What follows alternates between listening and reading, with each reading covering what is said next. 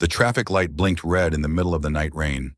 A little girl stood at the intersection, soaked, clutching a box of candy. In her arms, a baby wheezed faintly. "Please, sir, we need medicine. He can't breathe." Cars rolled by, windows closed, lights indifferent. Then one stopped. A black Mercedes, engine humming low. Inside, a man in a tailored suit stared at her through the glass. And for the first time in years, he felt something break inside his chest. Michael Grant had learned to live in the space between functioning and feeling, between success and meaning. At 40, he'd built a pharmaceutical empire worth billions, created products that saved lives, employed thousands of people. Yet somehow, none of it touched the hollow space inside him where his family used to live. 5 years ago, a drunk driver had taken everything that mattered. His wife, Sarah, and their 6-year-old son, Daniel, gone in a moment of twisted metal and shattered glass. Michael had survived physically but stopped living emotionally.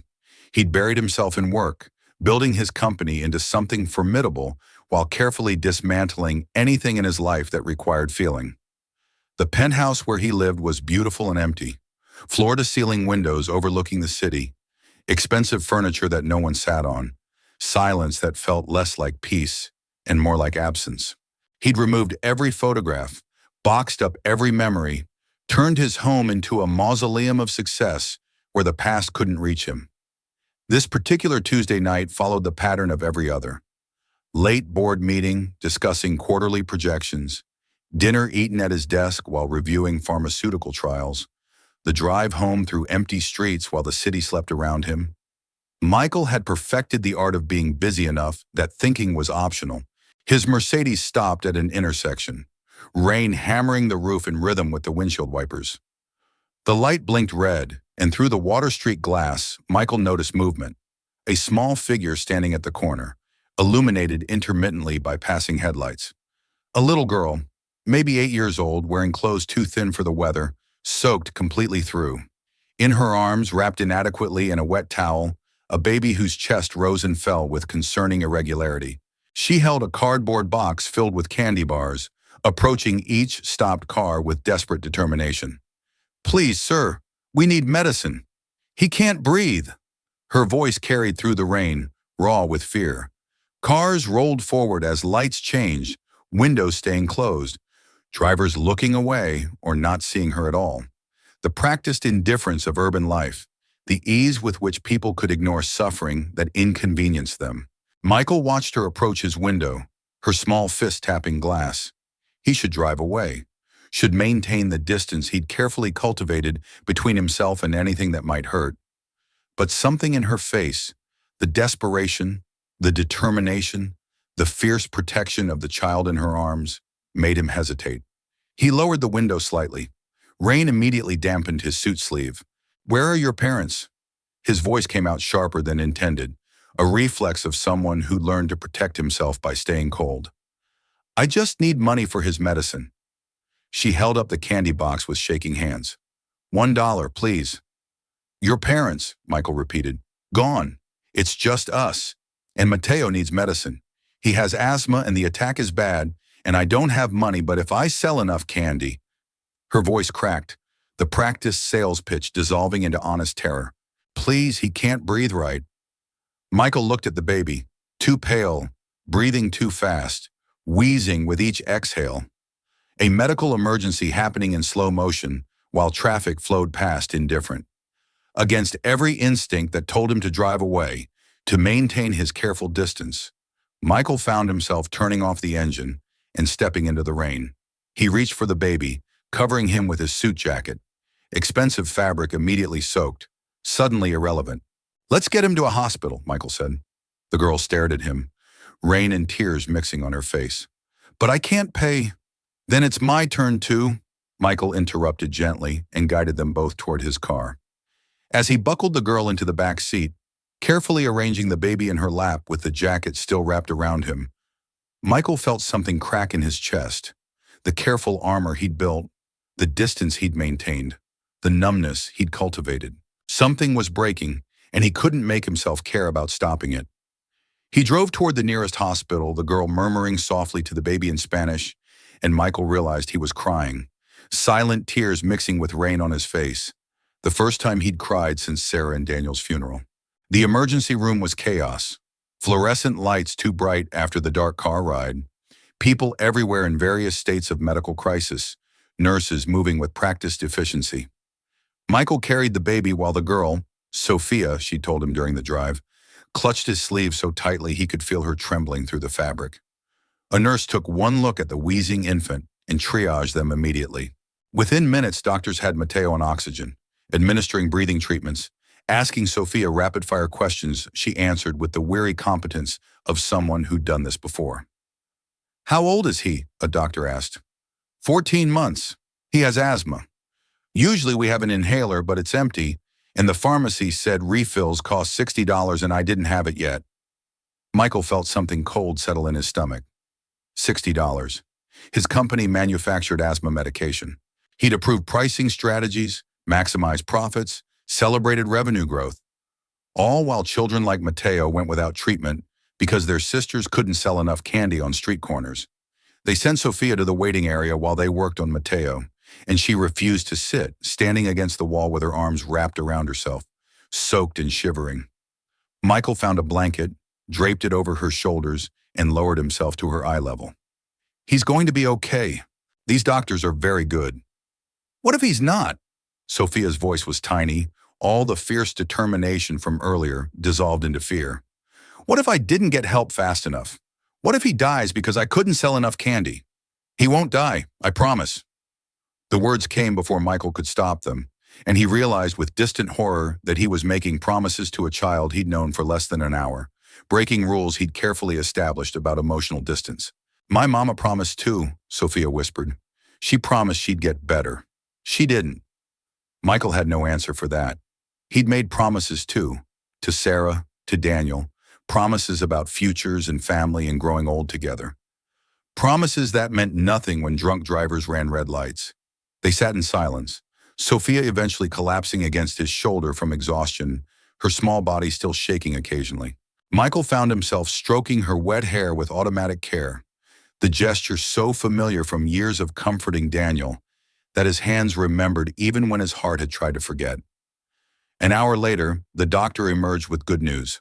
Mateo's stable, the breathing treatment worked, and we're starting him on oral steroids and antibiotics for the respiratory infection. He'll need to stay overnight for observation, but he should make a full recovery. Sophia burst into tears, relief rather than grief this time, and Michael found himself holding her while she sobbed. This fierce little girl who'd been holding everything together, finally allowing herself to break. When she'd cried herself out, they went to see Mateo, small and pale in the hospital crib, but breathing easier, color returning to his face. Sophia touched his hand gently, murmuring soft Spanish words Michael didn't understand, but recognized as love. "Thank you," she said finally, turning to Michael. "You saved him." "The doctors saved him. I just drove." "No, you stopped. Everyone else kept driving, but you stopped." She reached into her pocket, pulling out a candy bar, slightly crushed, wrapper damp, and pressed it into Michael's hand. "This is for you. It's lucky. The chocolate kind. Those are the best ones. Keep it. You can sell it." "No." Sophia's voice went firm, that fierce determination returning. "You helped us. This is payment. It's lucky because you were lucky enough to stop, and now we're lucky because Mateo's okay, and you should have it so you remember that luck is real." Michael looked at the candy bar, at this child's logic that transformed tragedy into luck through sheer force of will. "Okay, thank you." The hospital wanted information. Sophia's legal guardian, insurance, emergency contacts. She had none of it. Just a story about a mother who died from cancer they couldn't afford to treat, a father who disappeared before Mateo was born, a series of foster homes Sophia had run from because they'd wanted to separate her from her brother. "We stay together," she said with absolute conviction. "That's the rule." Michael found himself calling his lawyer, arranging temporary custody, dealing with social services paperwork, while Sophia dozed in a waiting room chair and Mateo slept in his crib. He told himself this was temporary, just until proper arrangements could be made, just enough to keep them safe tonight. He bought them dinner from the hospital cafeteria. Sophia ate with the focused intensity of someone who didn't know where their next meal was coming from, carefully cutting everything into pieces small enough for Mateo when he woke up. The gesture was so maternal, so protective, that Michael felt his chest tighten watching her. "When I grow up," Sophia announced between bites, "I'm going to be a doctor, so I can help kids like Mateo, and nobody will have to sell candy in the rain." "That's a good goal. What do you do?" Michael hesitated. "I run a pharmaceutical company. We make medicine." "Like the kind Mateo needs?" "Yes, exactly like that." Sophia nodded seriously. "Then you help people too." "That's good." Michael thought about board meetings focused on profit margins, about pricing strategies designed to maximize revenue, about quarterly earnings reports that celebrated growth while children stood in rain trying to afford their prescriptions. "I try to," he said, and the words felt like lies. Later that night, after arranging a motel room for Sophia and Mateo, after making sure they had food and clean clothes and his phone number in case anything went wrong, Michael returned to his empty penthouse. The candy bar sat on his desk, slightly crushed, a dollar's worth of chocolate that felt heavier than it should. He didn't open it. Instead, he stared at it for a long time, thinking about luck and promises and the cost of staying human in a world that rewarded distance. Then he sat at his computer and started researching something he'd never considered before: what it actually cost families to afford the medications his company manufactured and what he could do about it. Michael woke the next morning to dozens of missed calls. His executive assistant sounded panicked when he finally answered. "The board is convening an emergency meeting. Laura's been trying to reach you for hours. There are photos." "What photos?" "You at the hospital. With the children. It's all over social media." "Billionaire CEO takes in street children." "The board wants an explanation." Michael felt cold. He'd been so focused on getting Sophia and Mateo help that he hadn't considered the optics, the public relations nightmare, the way his private decision could become corporate liability. The board meeting was hostile from the start. Laura, his chief advisor and closest thing to a friend, looked at him with concern that bordered on pity. "Michael, we need to discuss damage control. The narrative is getting out of hand. People are asking why a pharmaceutical CEO was helping children who couldn't afford medication. It's raising uncomfortable questions about our pricing." "Uncomfortable questions?" Michael heard the edge in his own voice. 2 children were suffering because they couldn't afford $60 for an inhaler. That should raise uncomfortable questions. Our pricing is industry standard. Industry standard for maximizing profit while people die from ration medication. Michael stood, anger rising. "I've spent 5 years building this company, celebrating every revenue increase, every successful quarter. And last night I met an 8-year-old selling candy in the rain because her baby brother needed medicine we price out of reach for families like hers." The board shifted uncomfortably. Robert, the CFO, cleared his throat. "Michael, we understand you were moved by a tragic situation. But personal charity cases can't dictate corporate policy. We have shareholders, obligations, fiduciary responsibilities." "And I had a responsibility to my son," Michael interrupted, his voice quiet and deadly. "To teach him that wealth meant responsibility, that success meant helping people, that the point of having resources was using them for good. I failed him. I lost him before I could teach him those things. And now I'm sitting in a boardroom defending profit margins while children suffer from conditions we could easily treat." Laura's expression softened. "Michael, no one's saying we shouldn't have charitable programs, but taking these specific children into your home, making this personal, it's a liability. What happens when media scrutiny reveals you're profiting from medications these children need?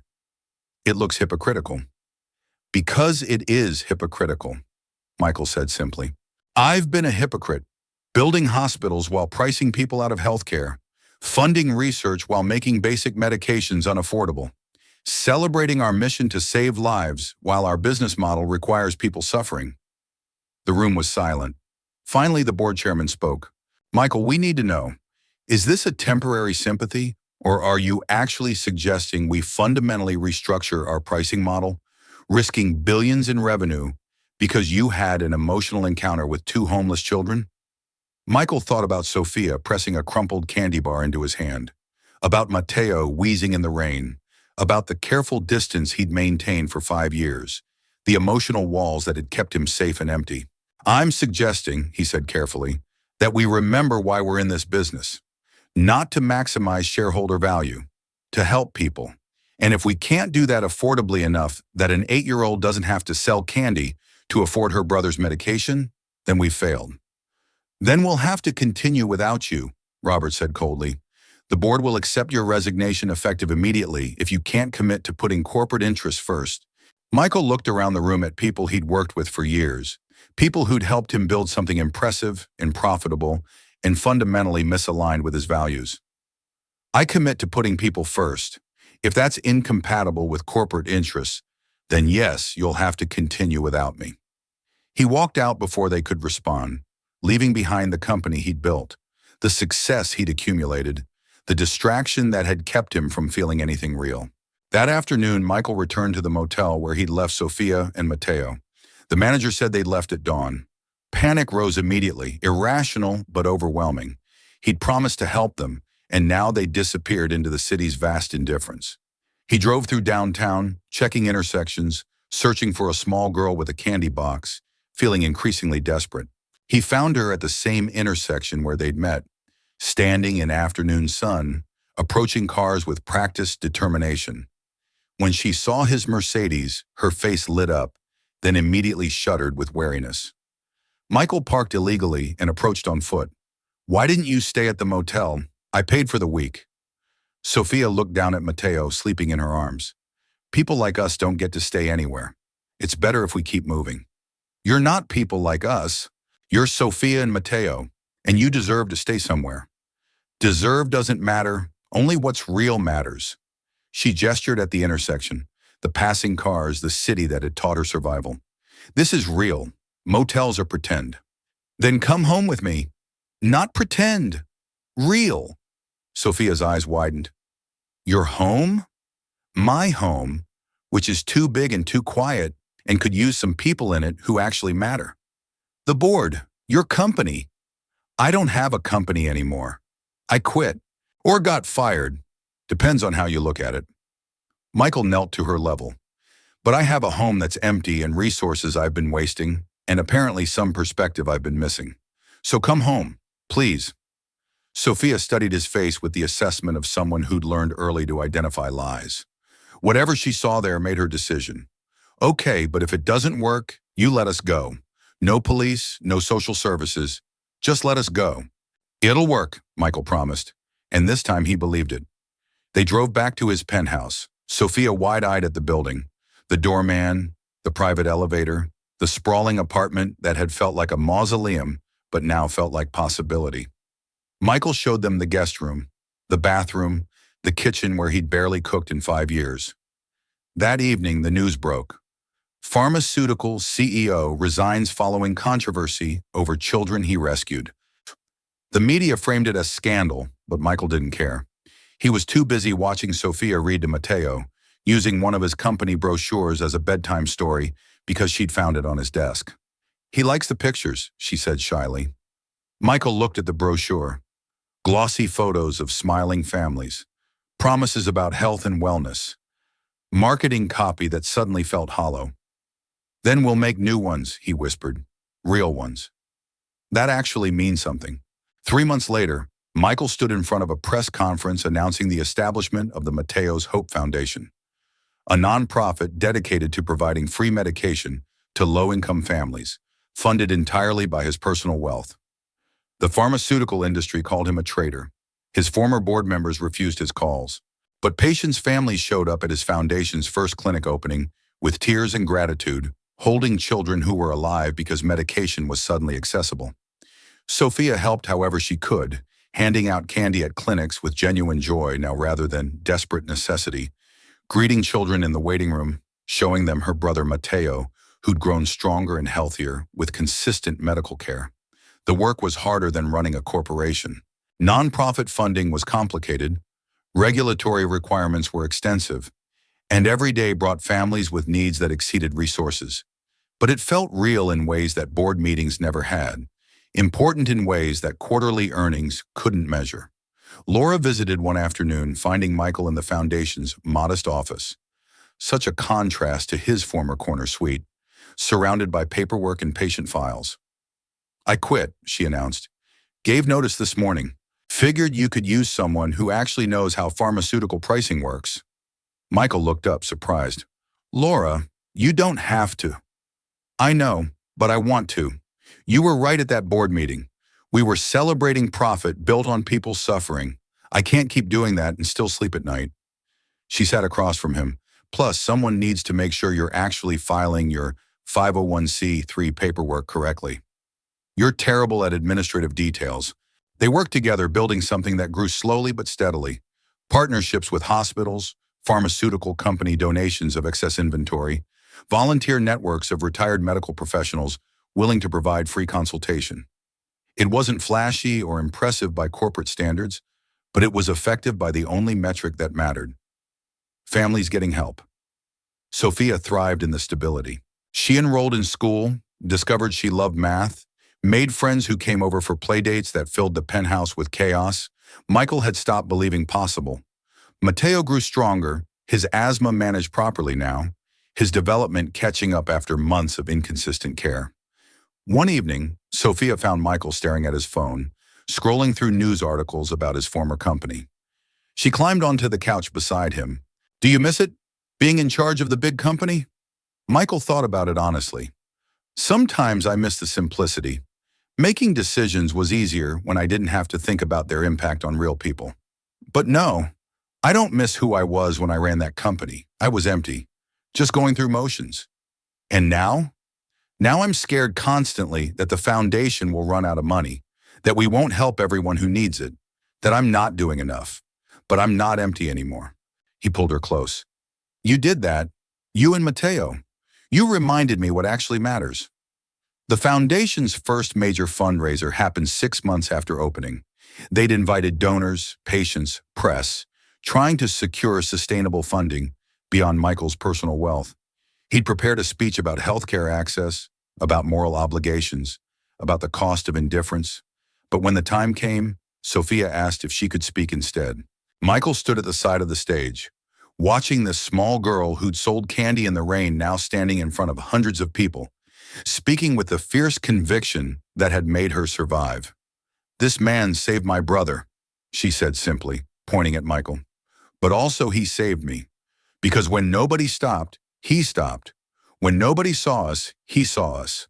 And then he didn't just drive away, he stayed. He chose us even though it was hard and even though it cost him things and even though we weren't his responsibility. Her voice wavered but stayed strong. That's what this foundation does. It stops. It sees people. It stays. And that matters more than anything. There wasn't a dry eye in the room. Donations flooded in, not because of sophisticated fundraising strategies, but because Sophia had reminded everyone what compassion actually looked like. Afterward, Michael found her backstage, still shaking from adrenaline and nerves. You were incredible, he said. I was scared. Being scared and doing it anyway. That's called courage. Sophia looked up at him with those serious eyes that had seen too much too early. You did that too. You were scared after your family died, but you helped us anyway. That's courage. Michael felt tears threatening. I didn't save you, Sophia. You saved me. I was barely living before I met you, just going through motions, hiding from anything that might hurt. You reminded me that living means feeling, even the hard things, even the scary things. That night, back at the penthouse that had transformed from mausoleum to home, Michael sat with both children while they drew pictures for their grandmother, Sophia's mother, whom they remembered by telling Mateo stories so he'd know where he came from.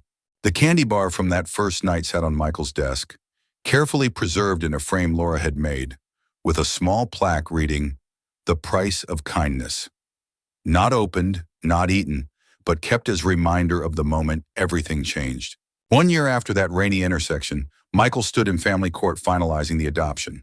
Sophia wore a new dress she'd picked out herself, practical but pretty, the kind of thing little girls chose when they finally believed good things could last. Mateo toddled around the courtroom, healthy and curious, no longer the pale, wheezing infant from emergency rooms. The judge smiled at them. Sophia, do you understand what adoption means? It means he's choosing to be my dad, Sophia said clearly, and I'm choosing to be his daughter. And Mateo's choosing too, but he can't talk yet, so I'm choosing for him. And you want this? Yes. Sophia looked at Michael with absolute certainty. He's already my dad. This just makes it official. The paperwork was signed. They were officially, legally family, not by accident or emergency or temporary arrangement, but by choice, by the conscious decision to build something together despite pain and fear, and the thousand ways it could hurt. Leaving the courthouse, Sophia slipped her hand into Michael's. We should celebrate. What do you want to do? Can we go back? To the intersection where we met? Michael felt uncertain but nodded. They drove through the city to that corner, parking where his Mercedes had stopped on a rainy night that felt both distant and immediate. The intersection looked different in daylight. Just another corner in a big city, nothing special marking it except memory. But for Michael and Sophia, this was sacred ground. The place where everything changed, where two broken people had found each other and started building something whole. I used to stand here, Sophia said softly, Mateo on her hip, and think nobody saw me, that I was invisible, that we'd always be alone. You were never invisible. I just wasn't looking the right way. And now I see everything. You've taught me to see again. They stood together watching traffic flow past, and Michael thought about the thousand ways this could have gone differently. If he'd driven past like everyone else, if he'd dropped them at the hospital and disappeared, if he'd chosen comfort over complication, distance over connection, the careful numbness he'd cultivated over the messy reality of loving people who could be lost. That evening back home, Sophia found something while cleaning, a photograph Michael thought he'd boxed away. Sarah and Daniel, smiling at some forgotten park, both of them frozen in a happiness that had once been real. Who are they? Sophia asked gently. Michael took the photo with shaking hands. My wife, my son. They died 5 years ago. Do you still love them? Every day. Sophia studied the photo, then carefully placed it on the mantel beside a new picture. Michael, Sophia, and Mateo at the foundation's opening, all three of them smiling. Now it's complete, she said simply. Michael stared at the two photos side by side, past and present, grief and healing, what was lost and what was found. Yes, he whispered, now it's complete. Outside, rain began falling again, echoing the night they met. Michael looked at the framed candy bar on his desk, at the foundation paperwork covering his table, at the two children who'd become his family through the simple act of stopping when everyone else drove past. I didn't save you, Sophia, he said softly. You saved me. She hugged him tight. Maybe we saved each other. Sometimes the smallest act of compassion can heal the part of us we thought was beyond repair. Sometimes stopping when everyone else drives past is all it takes to find your way home. Sometimes $1 candy bar is the price of remembering how to be human again.